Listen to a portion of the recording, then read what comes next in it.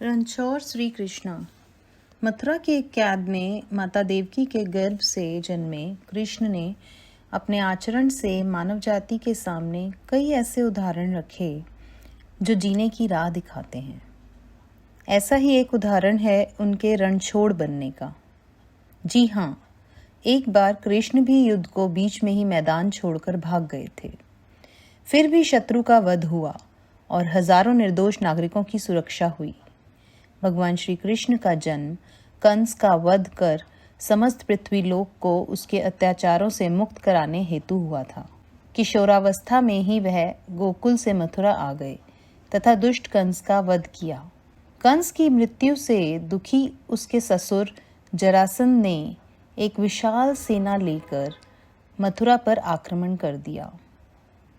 इस आक्रमण में उसके साथ शिशुपाल और काल यवन जैसे शक्तिशाली राजा भी शामिल थे।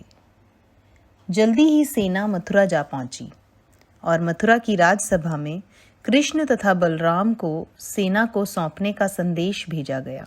इस युद्ध को टालने तथा मथुरा के निर्दोष नागरिकों को बचाने के लिए कृष्ण ने रातों रात वहां से सैकड़ों किलोमीटर दूर समुद्र में एक नई नगरी द्वारिका का निर्माण करवाया। अपनी माया से उन्होंने समस्त नागरिकों, उनके पशुओं तथा संपत्ति को नींद में ही नई नगरी में पहुंचा दिया। अगले दिन सूर्योदय के समय कृष्ण तथा बलराम जरासंध की सेना के सामने जा पहुंचे और उसे लड़ने के लिए चुनौती दी। जैसे ही जरासंध और दूसरे राजाओं ने कृष्ण को मारने के लिए शस्त्र उठाए, दोनों भाई भागने लगे।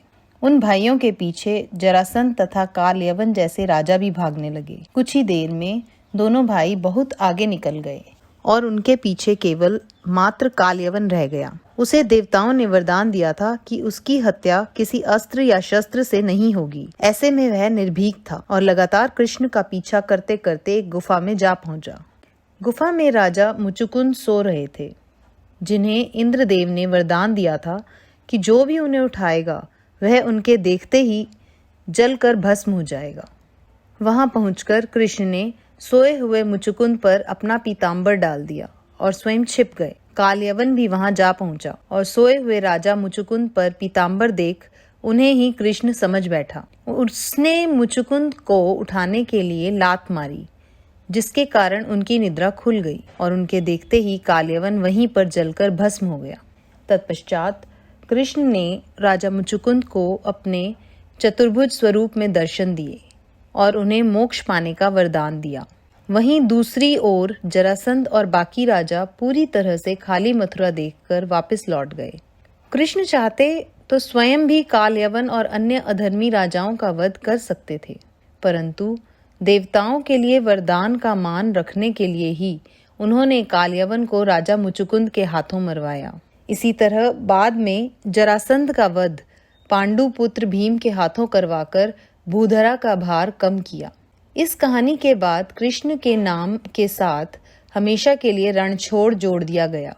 कृष्ण की इस कहानी से सीख मिलती है कि अनावश्यक ताकत का प्रदर्शन नहीं कर बुद्धिबल से काम लेना चाहिए। इसी तरह हम अपनी शक्ति को खर्च होने से रोक सकते हैं और बड़े से बड़े संकट का भी सामना कर सकते हैं। बोलो कृष्ण भगवान की जय।